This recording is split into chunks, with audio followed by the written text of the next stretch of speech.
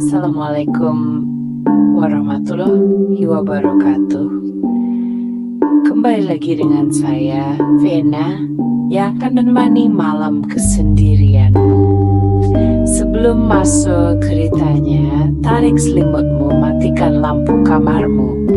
Mari kita simak ceritanya. Langit mendung menggantung di atas SMA Negeri Wijaya, sekolah tua peninggalan zaman kolonial Belanda yang masih berdiri megah meski usianya telah ratusan tahun. Bangunannya kokoh dengan dinding bercat putih yang mulai mengelupas, jendela-jendela kayu besar yang sering berderit saat angin berhembus, serta koridor panjang yang terasa semakin sempit di kala senja. Di antara siswa-siswi yang berlalu lalang, ada seorang gadis bernama Naila. Ia duduk di kelas 11 IPA 3, seorang siswi pendiam yang lebih suka menyendiri. Rambut hitam panjangnya sering ia biarkan tergerai, menutupi sebagian wajahnya yang selalu terlihat murung. Bukan karena ia pemalu, tapi sejak kecil, Naila memiliki kepekaan yang berbeda dari anak-anak lain. Ia bisa merasakan kehadiran sesuatu yang tak kasat mata, sesuatu yang orang lain anggap hanya sekadar imajinasi. "Nay, kamu udah selesai tugas fisika belum?" tanya Karina, sahabat satu-satunya yang selalu setia menemani. Naila tersentak dari lamunannya. Ia mengangguk pelan.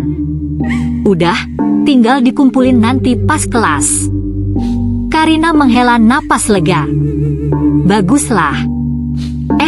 Nanti pulang bareng, ya? Aku nggak mau pulang sendirian. Tadi anak kelas sebelah katanya ada yang lihat bayangan di lantai 3 lagi." Lantai 3. Tempat yang hampir semua murid hindari jika tidak ada keperluan mendesak. Ruangannya memang sudah lama tak digunakan karena kondisi bangunan yang dianggap rapuh. Namun, entah kenapa, setiap beberapa bulan sekali, selalu ada cerita baru tentang sosok bayangan yang berjalan sendirian di sana. Naila hanya mengangguk kecil tanpa menjawab.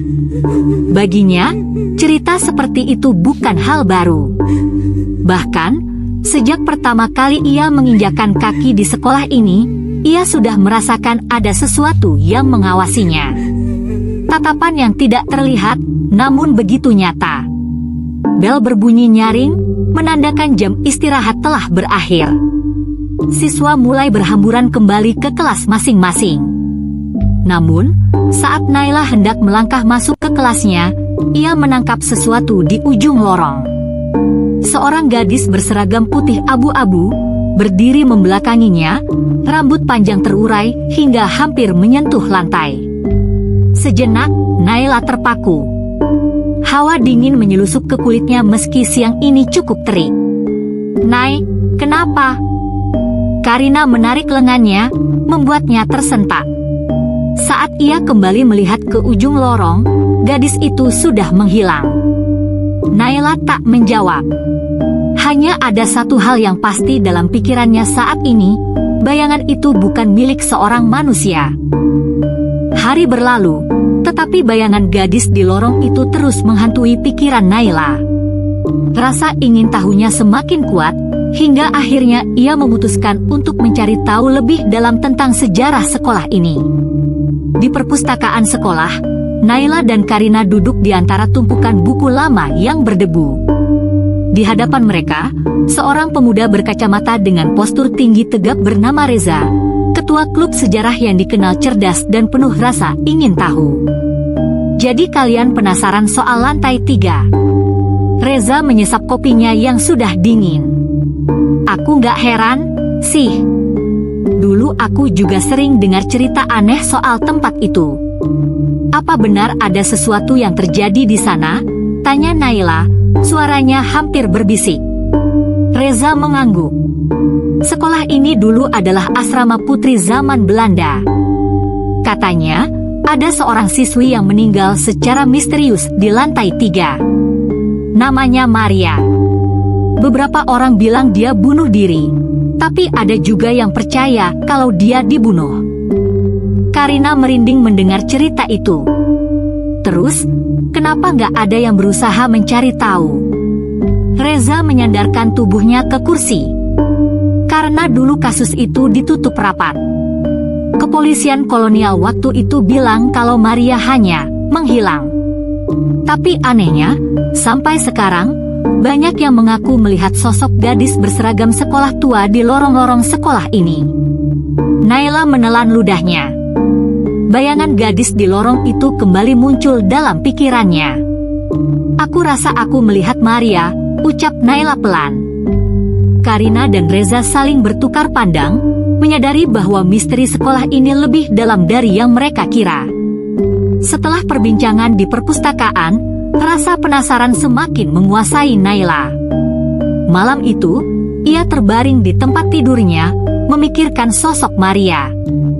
Pikirannya berputar-putar hingga akhirnya ia memutuskan sesuatu.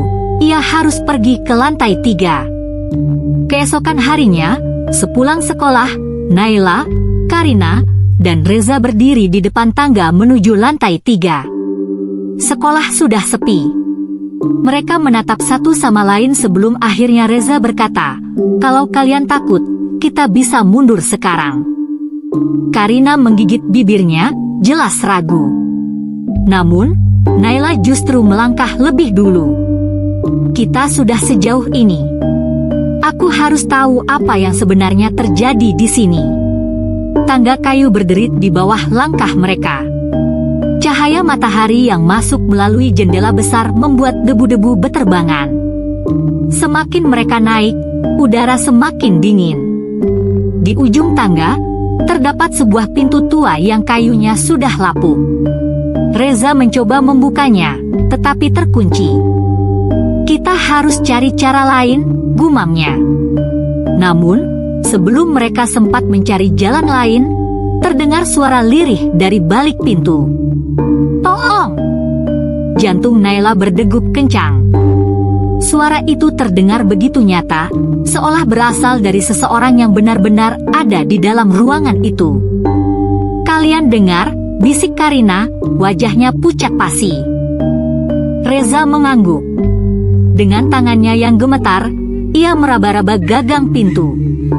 Lalu, seolah digerakkan oleh kekuatan tak terlihat, pintu itu terbuka sendiri, mengeluarkan suara berderit panjang. Di dalamnya, ruangan itu kosong, kecuali sebuah cermin besar tua yang retak di tengahnya.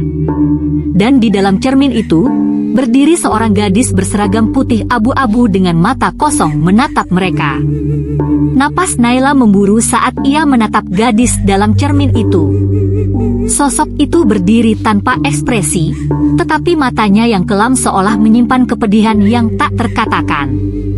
Tiba-tiba, cermin itu bergetar, retak semakin melebar, dan suara lirih kembali terdengar. "Tolong, temukan aku." Karina menjerit dan mundur ke belakang, sementara Reza dengan cepat menarik Naila menjauh dari cermin. Namun, Naila tak bisa bergerak. Ada sesuatu yang mengikatnya, membuatnya tak mampu berpaling dari mata kosong gadis itu. "Maria, apa yang terjadi padamu?" bisik Naila tanpa sadar. Sekilas, bayangan di dalam cermin berubah. Kini terlihat seorang gadis diikat di sebuah ruangan gelap, air mata mengalir di pipinya. Di belakangnya, sosok bayangan besar dengan tangan berlumuran darah mendekat.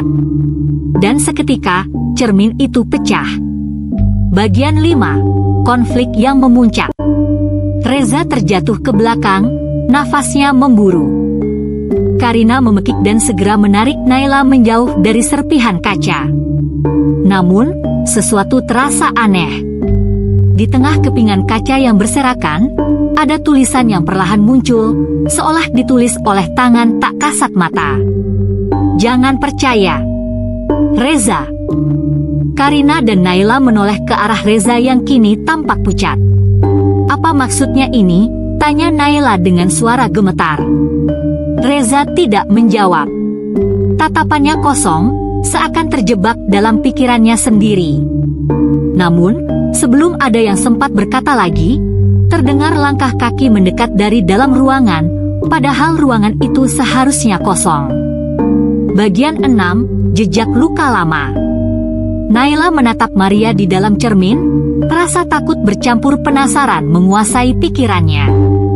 Wajah Maria tampak sayu, bibirnya bergetar seolah ingin berbicara, tetapi suaranya hanya berupa bisikan yang sulit dipahami.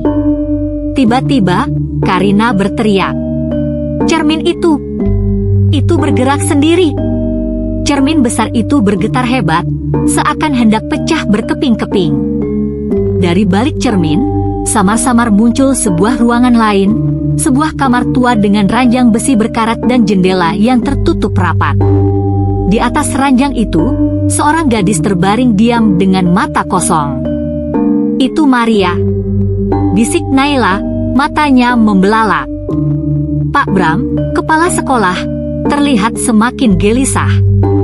"Kalian harus keluar dari sini sekarang juga," teriaknya, tetapi Reza menahan lengannya.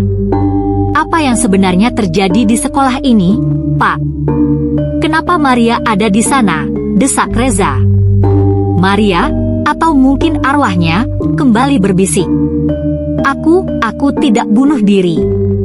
Aku dibunuh oleh seseorang yang ingin menyembunyikan sesuatu." Naila merasa udara di sekitarnya semakin berat. Ia melangkah lebih dekat ke cermin, mencoba menghubungkan potongan-potongan misteri ini. "Siapa yang membunuhmu, Maria? Siapa yang menyembunyikan kebenaran?" Namun, sebelum Maria sempat menjawab, tiba-tiba cermin itu retak semakin lebar. Dari dalamnya, muncul sosok hitam yang menyeramkan, bayangan kelam yang terlihat seperti seseorang dari masa lalu. "Jangan ikut campur!" Suara serak itu menggelegar di ruangan, membuat Karina berteriak ketakutan. Naila terhuyung ke belakang, tetapi ia tahu, ia tak bisa mundur sekarang. Jika Maria memang dibunuh, maka seseorang di sekolah ini masih menyimpan rahasia kelam yang belum terungkap. Dan mereka baru saja membuka pintu yang seharusnya tetap tertutup. Suasana ruangan semakin mencekam. Retakan di cermin kian melebar, memantulkan bayangan-bayangan yang tak seharusnya ada. Suara lirih Maria terdengar semakin jelas, tetapi di baliknya, ada bisikan lain yang lebih mengerikan, suara penuh kebencian, seolah ingin menghalangi mereka untuk mengungkap kebenaran. Naila mundur beberapa langkah, jantungnya berdegup kencang. Karina mencengkeram lengannya erat, wajahnya pucat pasi. Sementara itu, Reza menatap ke dalam cermin dengan rahang mengeras. Ia seperti sedang berusaha memahami sesuatu. Pak Bram, kepala sekolah, tampak semakin panik. "Kalian harus keluar dari sini!" Segera, teriaknya dengan nada penuh ketakutan. Namun, tiba-tiba, pintu ruang kepala sekolah menutup sendiri dengan keras. "Brak!" Semua orang tersentak. Karina langsung berlari ke arah pintu dan mencoba membukanya. Terkunci, jeritnya. Dari dalam cermin, bayangan hitam itu semakin jelas. Sesosok pria berpakaian ala kolonial dengan wajah tertutup kabut hitam berdiri di belakang Maria. Suaranya terdengar berat dan menyeramkan. Mereka tidak boleh tahu. Siapapun yang berusaha membuka luka lama akan bernasib sama. Maria terlihat ketakutan. Ia mencoba mengulurkan tangannya ke arah Naila, tetapi sebelum ia sempat berbicara, sosok pria itu mencengkeram lehernya dan menariknya kembali ke dalam kegelapan. Maria berusaha meronta, tetapi seketika tubuhnya terseret masuk ke balik bayangan. "Maria!" teriak Naila. Cermin tiba-tiba pecah dengan suara nyaring. Pecahannya berhamburan ke lantai, tetapi anehnya tidak ada pantulan lagi di sana. Yang tersisa hanyalah bayangan gelap yang kini merayap perlahan-lahan ke arah mereka. Pak Bram jatuh terduduk, wajahnya dipenuhi ketakutan yang begitu nyata. "Kalian tidak seharusnya membangunkannya. Dia akan menghapus semua yang mengetahui." Mendengar itu, Reza menoleh tajam ke arah kepala sekolah. "Siapa dia? Apa yang sebenarnya terjadi? Apa yang Bapak sembunyikan?" Pak Bram menatap Reza dengan mata yang dipenuhi ketakutan, tetapi sebelum ia sempat menjawab, sesuatu terjadi. Lampu di ruangan itu tiba-tiba padam. Ruangan gelap gulita, menyisakan hanya suara napas ketakutan dari mereka semua. Lalu, dari sudut ruangan, terdengar suara langkah kaki pelan. Seperti seseorang sedang berjalan mendekat. Naik, itu bukan Maria. Suara Karina gemetar. Bayangan itu semakin dekat, dan saat cahaya dari luar sedikit masuk, Naila melihat sesuatu yang membuat tubuhnya membeku. Sosok pria kolonial itu kini berdiri tepat di belakang kepala sekolah. Wajahnya yang tadinya kabur kini mulai terlihat, matanya kosong, wajahnya penuh luka bakar yang menghitam, dan senyumnya bengkok mengerikan. Lalu, dengan suara berat, ia berbisik tepat di telinga Pak Bram. "Giliranmu." Tiba-tiba, Pak Bram berteriak sejadi-jadinya. Ia mencengkeram lehernya sendiri, matanya melotot ketakutan, seolah-olah ada sesuatu yang mencekiknya. Napasnya tersengal-sengal, tangannya mencakar udara, lalu tubuhnya terangkat ke atas seolah-olah ada tangan tak terlihat yang menjeratnya. "Pak Bram!" Naila berlari mencoba menariknya, tetapi tubuh kepala sekolah itu semakin melayang ke atas, berputar dengan cara yang tidak manusiawi. Wajahnya memucat, bibirnya terbuka lebar seperti ingin berteriak, tetapi tidak ada suara yang keluar. Lalu, ceraak! Tubuh Pak Bram jatuh ke lantai dengan posisi yang salah. Lehernya patah dengan sudut yang mustahil. Matanya masih terbuka lebar, tetapi nyawanya sudah tidak ada. Karina menjerit, menutup mulutnya dengan kedua tangan. Reza mundur selangkah, napasnya memburu. Naila hanya bisa terpaku, tubuhnya membeku dalam ketakutan. Dari sudut ruangan, suara langkah kaki itu kembali terdengar. Lembut, perlahan, mendekat. "Kalian selanjutnya." Ruangan tiba-tiba berguncang, dan dari balik bayangan, sesosok lain mulai muncul. Mereka belum selesai. Mereka baru saja memulai sesuatu yang lebih mengerikan. Suasana di ruangan itu semakin mencekam. Pak Bram kini terbujur kaku di lantai dengan posisi tubuh yang tak wajar. Wajahnya masih menyiratkan ketakutan yang luar biasa sebelum ajal menjemputnya. Karina masih terisak, tangannya gemetar menutupi mulutnya, sementara Reza mencengkeram bahu Naila dengan kuat. "Apa yang barusan kita lihat?" bisik Karina, suaranya bergetar hebat. Dia membunuh Pak Bram," jawab Naila pelan, matanya masih terpaku pada tubuh kepala sekolah yang tak lagi bernyawa. Namun sebelum mereka bisa memproses apa yang terjadi, ruangan itu kembali bergetar. Rak-rak buku di sisi ruangan bergoyang, kaca jendela bergetar hebat, dan dari cermin yang sudah pecah, asap hitam mulai merayap ke seluruh ruangan.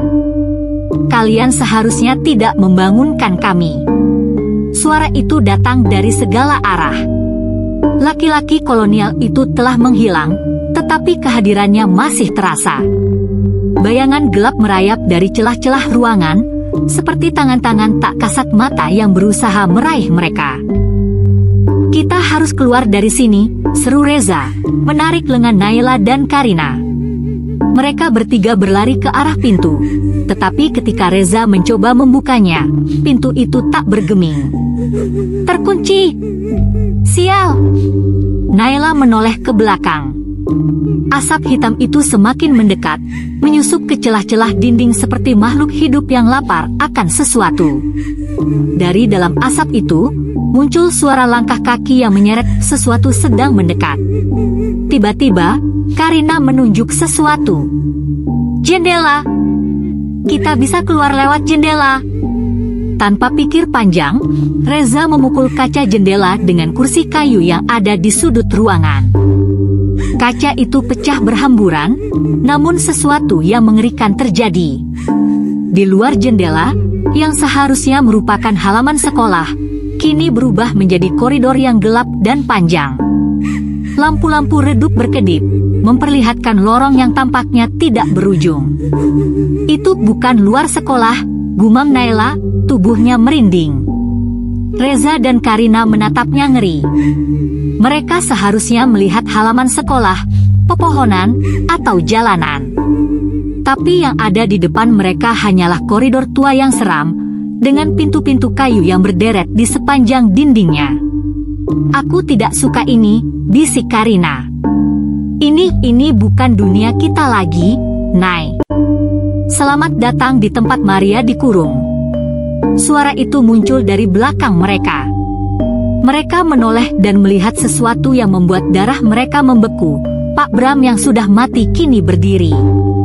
Tubuhnya masih dalam posisi leher yang patah, namun matanya yang kosong kini menatap mereka dengan tatapan yang begitu dalam.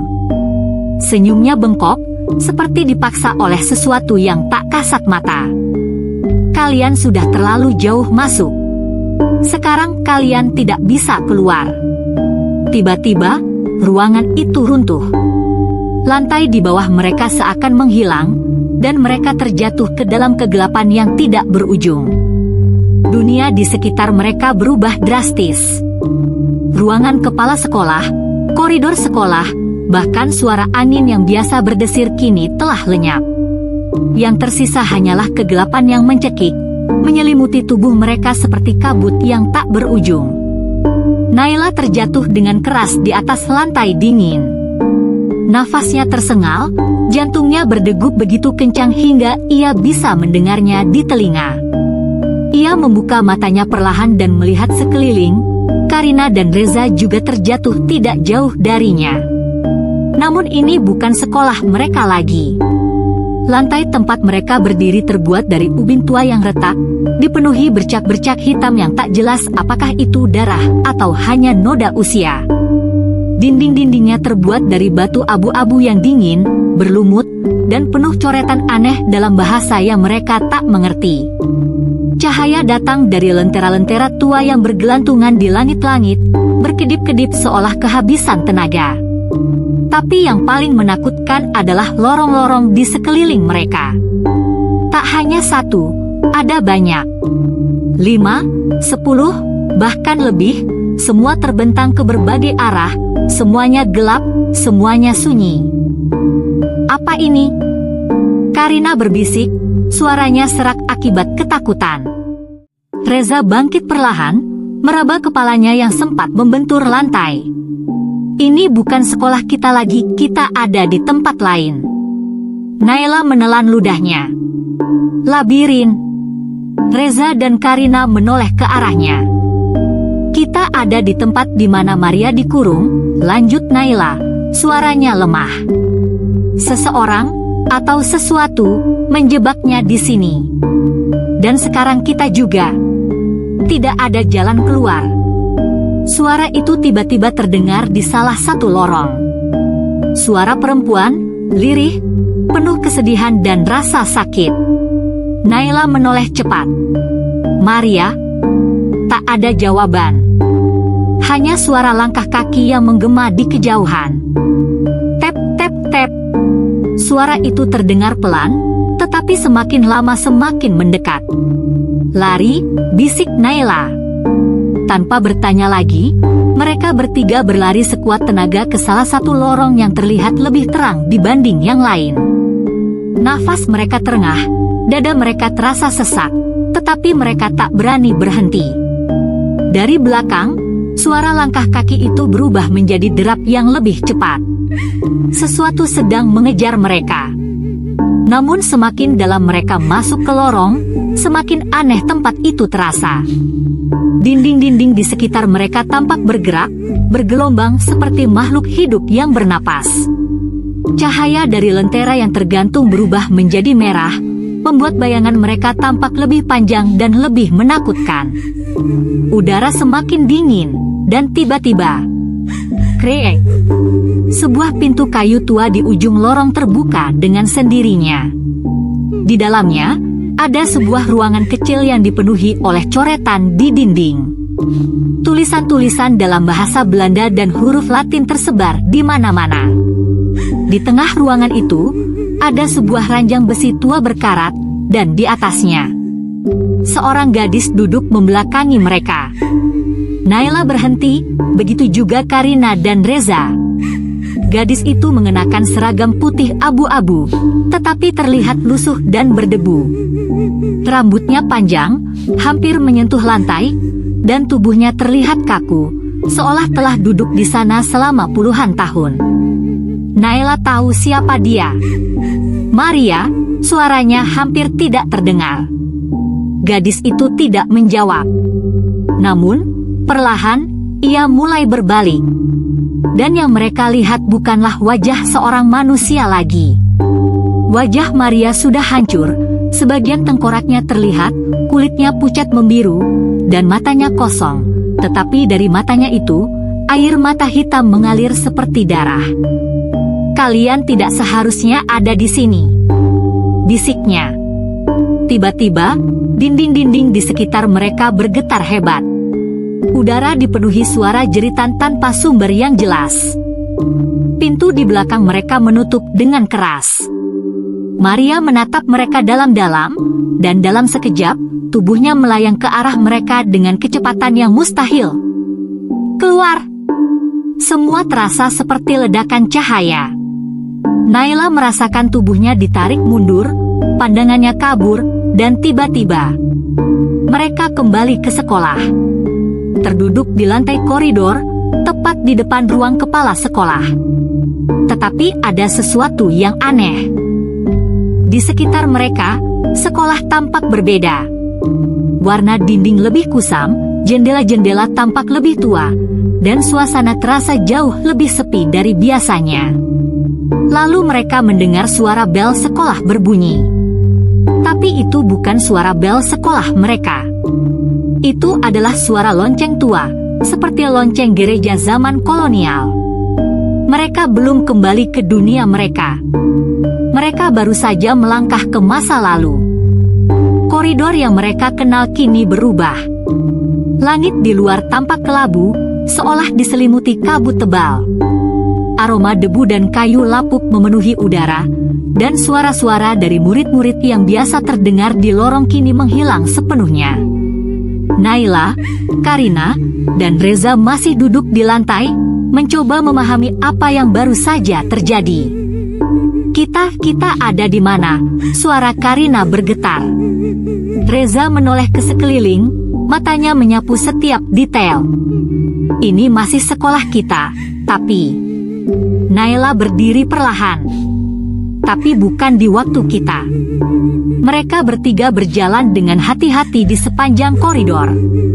Lantai kayu di bawah mereka berderit dengan setiap langkah yang mereka ambil.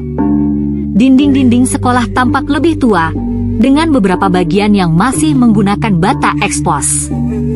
Foto-foto yang biasanya tergantung di dinding telah berubah, bukan lagi foto modern, melainkan potret hitam putih murid-murid berseragam kuno dengan ekspresi kosong. Di ujung lorong, mereka melihat sesuatu. Seorang murid perempuan berjalan perlahan dengan kepala tertunduk. Seragam putihnya terlihat bersih, tetapi tidak ada warna abu-abu seperti seragam mereka. Rambutnya dikuncir dua dengan pita kecil di ujungnya.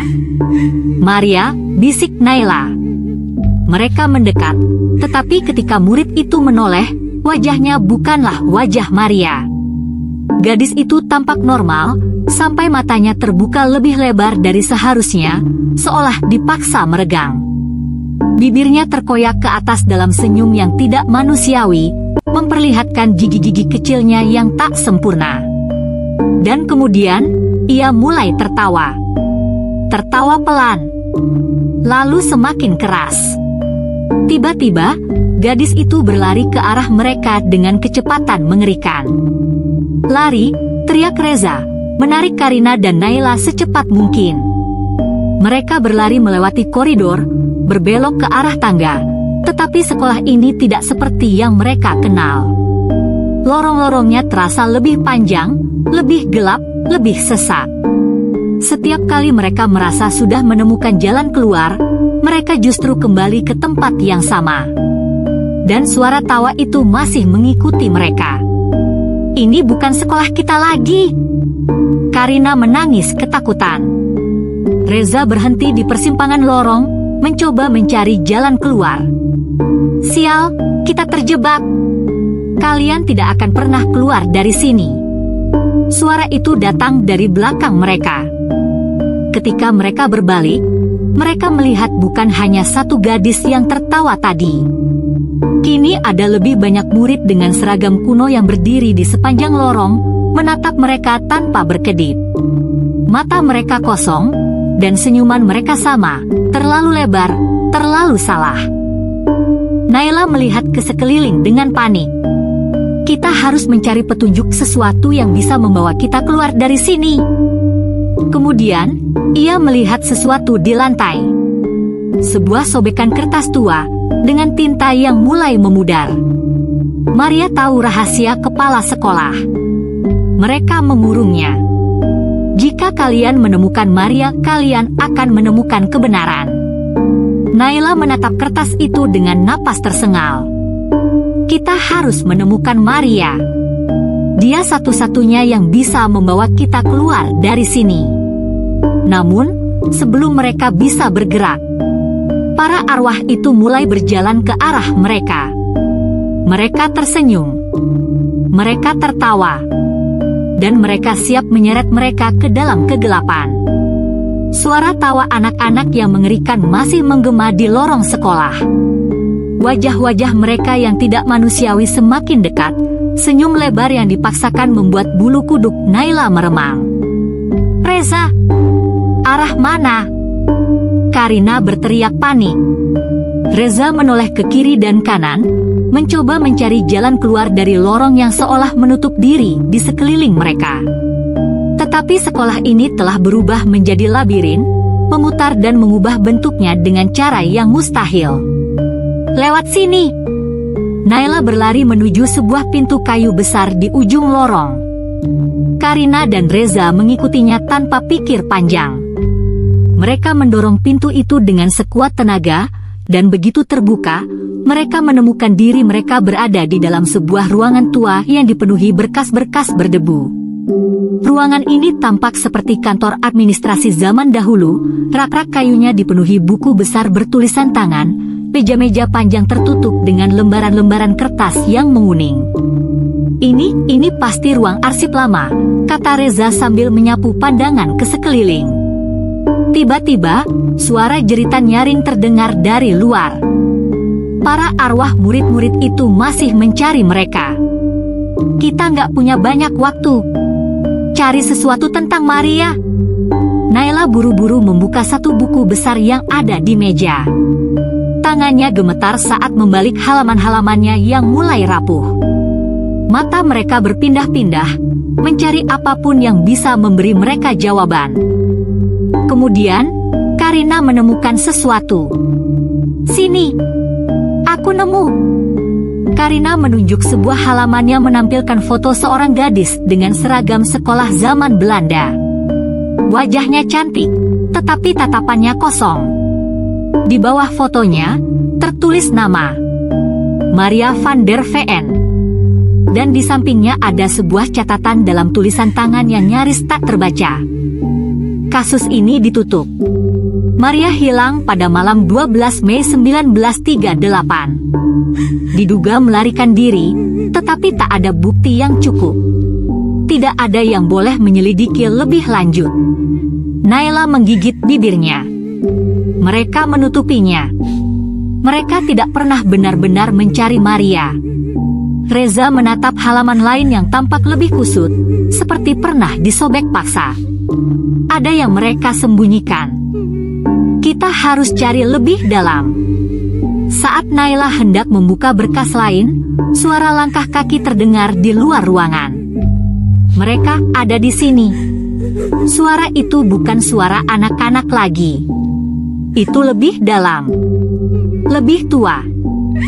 Tiba-tiba, pintu ruangan terbanting terbuka. Di ambangnya berdiri sesosok pria tinggi dengan seragam kepala sekolah zaman kolonial, wajahnya pucat seperti mayat, dan matanya kosong. Pak Bram? Tapi tidak, ini bukan kepala sekolah mereka. Sosok itu menatap mereka dengan ekspresi dingin sebelum membuka mulutnya yang mengeluarkan suara berat dan bergema. Kalian telah melihat terlalu banyak. Dalam sekejap, ruangan itu bergetar hebat, rak-rak buku roboh, dan angin kencang yang tak masuk akal menerpa mereka dari segala arah. Naila tahu, mereka harus segera keluar, atau mereka akan menjadi bagian dari misteri ini selamanya. Rak-rak kayu berjatuhan, lembaran-lembaran kertas beterbangan di udara, dan angin tak kasat mata berputar liar di dalam ruangan. Sosok kepala sekolah zaman kolonial itu berdiri tegak di ambang pintu, matanya kosong, tetapi penuh amarah. Kalian seharusnya tidak datang ke sini. Suaranya bergema, dalam dan menusuk tulang. Naila merasakan hawa dingin yang menyelusup ke kulitnya.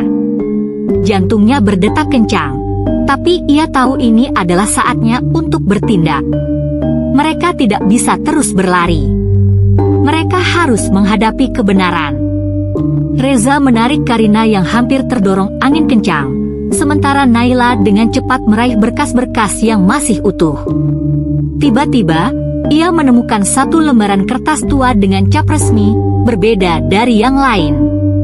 Di atasnya tertulis dalam bahasa Belanda, Maria van der Veen, status, ditahan atas dasar membocorkan rahasia kepala sekolah.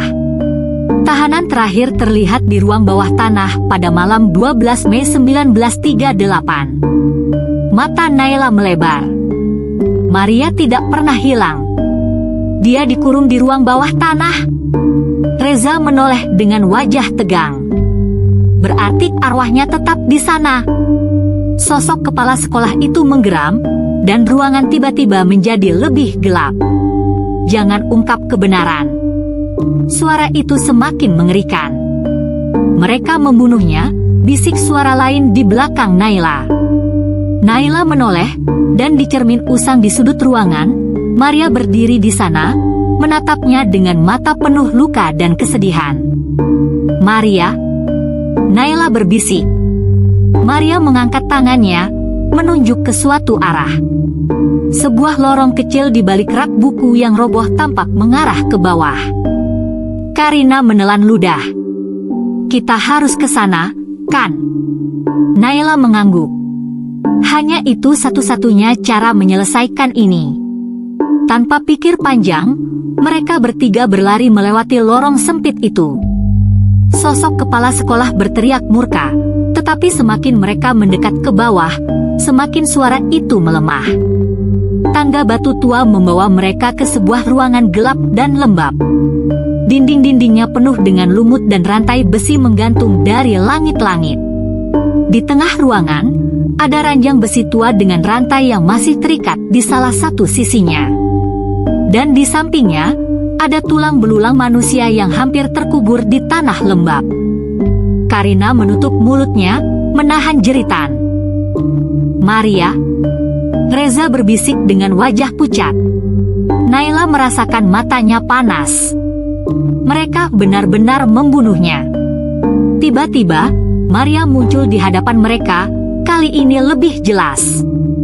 Ia tidak lagi terlihat mengerikan, tetapi sosoknya penuh luka dan pakaiannya compang-camping. Naila mendekatinya, suaranya bergetar. Apa yang harus kami lakukan untuk membebaskanmu? Maria menatapnya dalam-dalam, lalu berbisik. Kubur tulangku dan buka kebenaran. Dengan tangan gemetar, mereka menggali tanah di bawah ranjang dan mengumpulkan tulang-tulang Maria. Suara bisikan halus terdengar di sekitar mereka, seolah arwah-arwah lain ikut menyaksikan. Ketika tulang terakhir mereka tempatkan di dalam kotak kayu kecil, sebuah gemuruh besar terdengar dari atas. Bangunan sekolah bergetar. Sosok kepala sekolah yang tadi menghalangi mereka menjerit keras, tubuhnya mulai retak seperti kaca, sebelum akhirnya menghilang dalam angin yang berputar liar. Maria tersenyum. Naila, Karina, dan Reza membuka mata. Mereka kembali ke sekolah mereka yang sebenarnya. Tidak ada lagi lorong panjang tak berujung. Tidak ada lagi suara tawa menyeramkan. Hanya suara angin yang berhembus pelan. Mereka bertiga saling bertatapan, lalu melihat ke ujung lorong. Di sana, di dekat jendela, sosok Maria berdiri untuk terakhir kalinya sebelum menghilang sepenuhnya. Misteri itu akhirnya terungkap.